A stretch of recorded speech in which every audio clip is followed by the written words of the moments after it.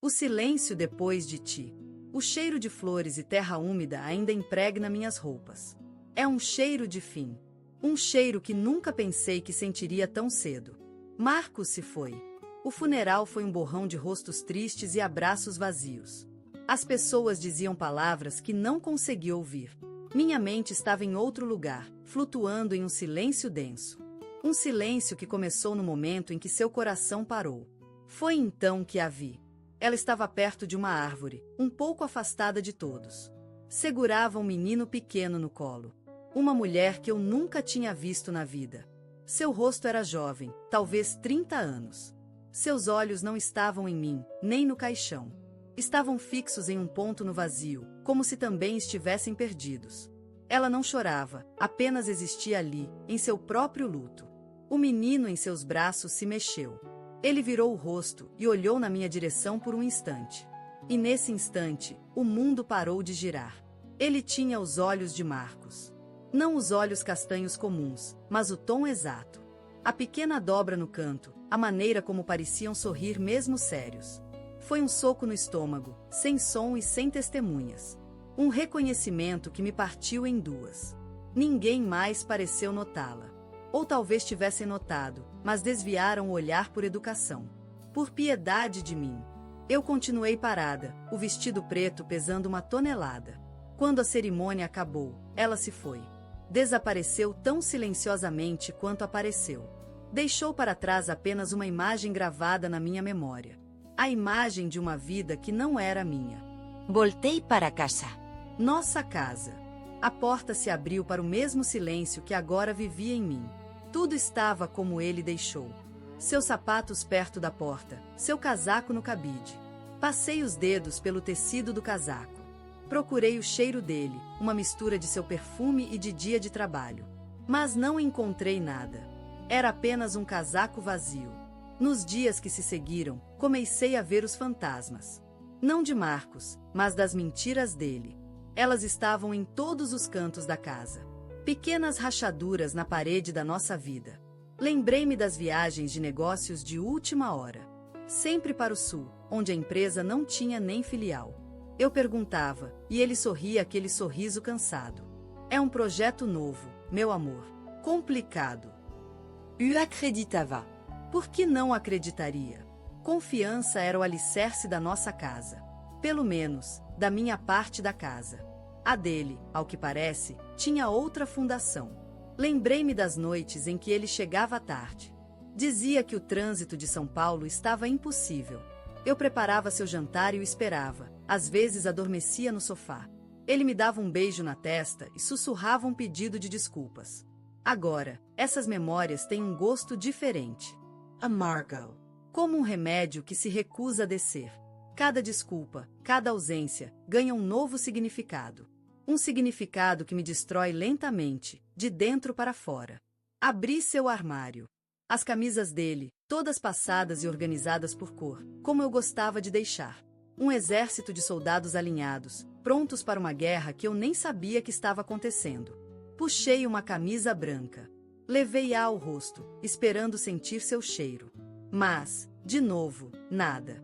Um cheiro fraco de amaciante, só isso. Quando foi a última vez que uma camisa dele realmente cheirou a ele?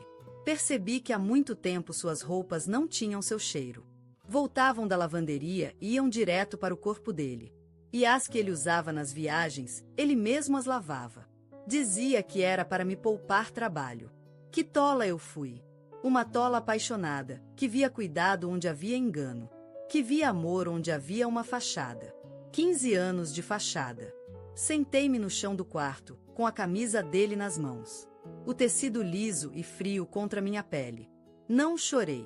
As lágrimas pareciam ter secado na fonte. Havia apenas um vazio imenso. Comecei a vasculhar suas coisas. Não em busca de provas. A prova estava nos olhos daquele menino. Eu procurava por mim. Onde eu estava em tudo isso? Encontrei uma caixa de sapatos velha no fundo do armário.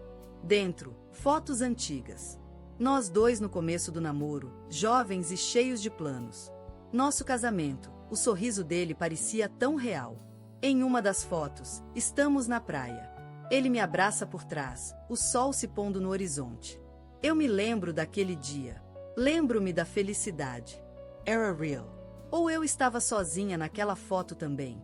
Continuei a folhear as imagens. Viagens, jantares, aniversários. Uma vida inteira documentada em papel fotográfico. Uma vida que agora parecia pertencer a outra pessoa. A mulher do funeral. Qual era o nome dela? Onde ela morava? Como era a casa dela? Também tinha um casaco dele no cabide? Ela também esperava por ele, acreditando em suas mentiras? Talvez a história dele para ela fosse diferente. Talvez eu fosse esposa doente ou a mulher com quem ele não podia se divorciar. O vilão da história dela. Um pensamento que me causa náuseas.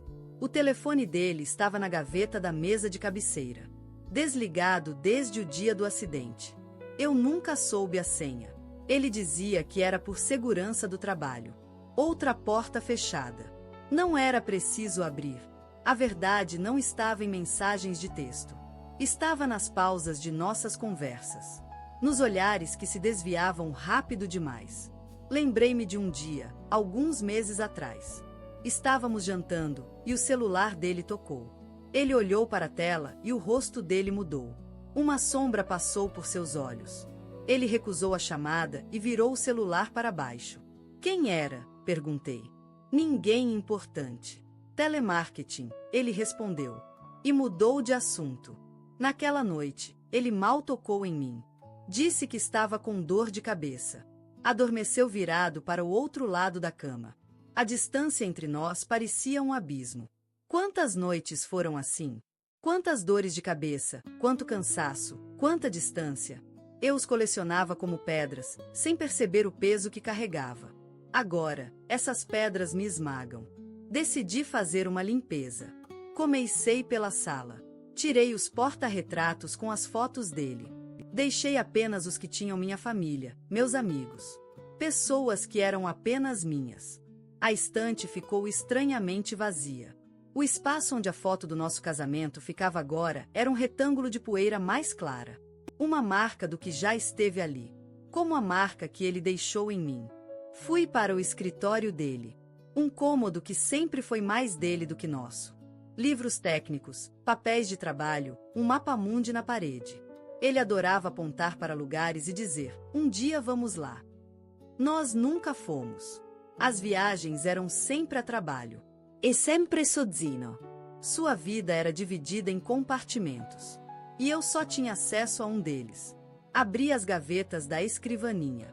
Contratos, extratos bancários, coisas chatas do dia a dia. Em uma pasta, encontrei os documentos do nosso apartamento. Meu nome estava ao lado do dele. Pelo menos isso era real. Em outra, um seguro de vida. Eu era a única beneficiária. Uma pontada de ironia me atingiu. Ele cuidou de mim na morte, de uma forma que não fez em vida. Ou talvez fosse apenas culpa. Uma tentativa de compensar o que ele sabia que eu descobriria. Uma última mentira bem intencionada. O dinheiro não compra de volta a confiança perdida. Passei dias nesse processo. Esvaziando a casa dele para tentar me encontrar. Cada objeto que eu tocava trazia uma memória. E cada memória agora era dupla, com uma face oculta. O nosso sofá. Quantas vezes sentamos ali para ver filmes? E quantas vezes ele respondeu mensagens no celular, escondendo a tela de mim? Ambas as coisas aconteceram no mesmo sofá. A nossa cozinha. Eu adorava cozinhar para ele. Ele sempre elogiava, dizia que eu era a melhor cozinheira do mundo. Será que ela também cozinhava para ele? A dor não era aguda como uma facada. Era uma dor surda, constante, que latejava no fundo da alma. Um luto duplo. Pelo homem que amei e pelo homem que nunca conheci. Uma tarde, eu estava na varanda, olhando a chuva cair. O mundo parecia cinza, lavado. Como eu me sentia. Esvaziada de cor e de vida. Pensei no menino. Ele era a parte mais difícil de aceitar. Uma criança inocente, fruto de uma mentira. Ele tinha o direito de conhecer o pai. E eu? Qual era o meu direito? De gritar? De odiar? De procurar por ela e exigir uma explicação? Mas que explicação ela poderia me dar? Ela provavelmente era tão vítima quanto eu. Talvez ela também não soubesse. Talvez ele tenha mentido para nós duas. Criou dois mundos paralelos, pulando de um para o outro. Um equilibrista em uma corda bamba que finalmente arrebentou. A raiva veio, mas não foi como eu imaginava. Não era uma fúria quente e explosiva. Era uma raiva fria, silenciosa. Uma raiva de mim mesma, por ter sido tão cega. Mas como eu poderia saber? O amor nos torna vulneráveis. Nós abrimos nosso coração e esperamos que o outro cuide bem dele. O meu foi devolvido em pedaços. As semanas se transformaram em meses. A casa começou a parecer mais minha. Pintei a parede da sala de um azul suave. Comprei plantas novas. Doei as roupas dele. Todas elas. Foi um dos dias mais difíceis. A mulher da instituição de caridade me olhou com pena. Deus conforte seu coração, minha senhora. Eu apenas assenti. Deus precisaria de muito trabalho para confortar meu coração. Ele estava estilhaçado. E eu tinha que juntar os cacos, um por um. Um dia, encontrei coragem para ir à praia. A mesma praia daquela foto antiga. Sentei-me na areia, observando as ondas. O mar ia e vinha, incansável. Lembrei-me da mão dele na minha. Do calor da pele dele sob o sol. A memória era doce, mas agora tinha um fundo amargo. Como um licor envelhecido com veneno. Fechei os olhos e respirei fundo o ar salgado. Tentei me lembrar de quem eu era antes dele. A mulher que eu era aos 20 e poucos anos. Cheia de sonhos que não o incluíam. O que aconteceu com ela? Ela se dissolveu em nós? Tornou-se apenas a esposa de Marcos? Uma parte de um todo que se revelou falso. O sol começou a se pôr, pintando o céu de laranja e rosa. Exatamente como na foto. Mas desta vez, eu estava sozinha. E, pela primeira vez, a solidão não pareceu assustadora. Harisu, quieta. Um espaço para respirar. Um espaço para ser apenas Lia. Sem o peso de um sobrenome, de uma história compartilhada. A dor ainda estava lá. A traição ainda era uma ferida aberta. Mas algo dentro de mim havia mudado. Uma aceitação silenciosa começou a brotar. Ele viveu duas vidas. Eu só tenho uma. E não vou desperdiçá-la vivendo no passado dele. Um passado construído sobre areia movediça. Voltei para o carro sentindo os pés na areia. Uma sensação real, concreta. Liguei o rádio e uma música suave preencheu o silêncio. Uma melodia que eu não conhecia. Dirigi para casa. Minha casa. Ao entrar, o cheiro não era mais de ausência. Era o cheiro das minhas plantas, do meu café, da minha vida. Um cheiro de recomeço. Eu nunca mais a vi. A mulher do funeral, o menino com os olhos de Marcos. Eles se tornaram parte de uma história que eu estava aprendendo a deixar para trás. Uma história que não me pertencia mais. A vida não me deu as respostas que eu queria. Não houve confronto, não houve justiça. Houve apenas o silêncio e a verdade crua. E a tarefa de reconstruir a mim mesma sobre as ruínas. Naquela noite, eu me olhei no espelho. Vi uma mulher de 40 anos, com linhas de cansaço ao redor dos olhos. Mas vi também uma força que não sabia que possuía. A força de quem sobreviveu a um desmoronamento. O luto por Marcos, o homem que eu achava que ele era, continuaria. A saudade dos bons momentos, que talvez fossem reais, persistiria. Mas a ilusão se foi.